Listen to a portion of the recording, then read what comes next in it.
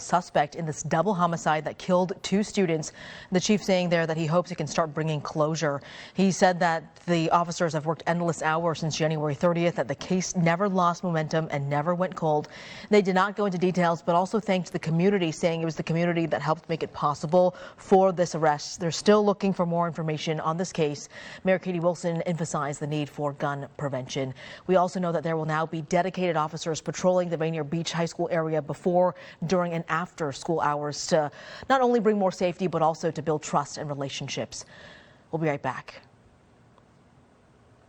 Ahead on Kiro 7 News at 4, actually, we will be live again, talking more about this case and exactly what we're learning from officers. We'll be trying to speak with family members who we know are at that press conference as well.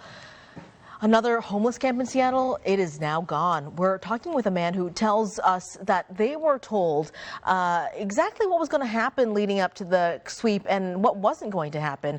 We'll bring that information to you. As the war in Iran rages on, we're honoring the soldiers who have lost their lives, like Washington native Ariana Savino, what her hometown city of Covington is saying about her. Today's top stories and breaking news as it happens starting this afternoon at 4 o'clock. 20 countries entered the World Baseball Classic, and now just 2 are left standing. Venezuela took down Italy in the semifinal and now faces Team USA in the championship after the U.S. defeated the Dominican Republic. Now, the fun part here, no matter what happens, someone from the Seattle Mariners is going to win and have ultimate bragging rights when they get back to spring training. Team USA features catcher Cal Raleigh and pitcher Gabe Speier. And on the other side, Venezuela has pitcher Edward Bizardo and former Mariner Gino Suarez. If you can't wait any longer for baseball at T-Mobile Park, well, opening day is just 9 days away. And the World Cup is going to be here before we know it. Team USA unveiled new uniforms for all of its national teams. The collection features 2 designs, a red and white stripes kit and a dark blue stars kit. This is the first time the U.S. men's, women's, and youth teams will be sharing the same jersey. Looks pretty cool. And the fans here in Seattle will get a first-hand look at these fancy new uniforms when Team USA plays against Australia in the group stage. That match is happening on June 19th. And don't forget, you can catch the Spanish language coverage of all World Cup games on our sister station, Telemundo. Nick, yeah, baseball season just 9 days away. I was just in spring training, and it was just as awesome then as it's going to be in a couple of days. It was really great. We have still that rain out there, so yes, it's still wet. You can see it in downtown Seattle. Not quite as wet as it was earlier, but still it is raining. And if you look at the potentials, you know, we're at 51 right now. We're only going to get to the mid-50s.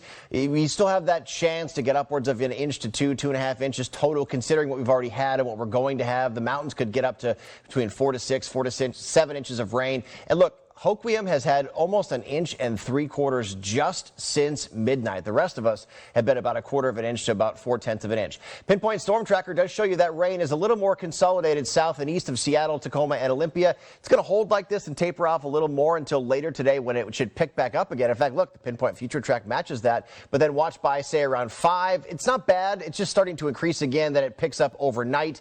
And then throughout the day tomorrow, it is the same thing. You are looking at pockets of rain at times and a little blustery weather, but flooding projections have come down. I think we're looking at more like minor to moderate now. Still a little blustery tomorrow in that Pinpoint 7-day forecast with your weekend always in view. Still showers Thursday and then decreasing Friday as we turn to spring in the morning.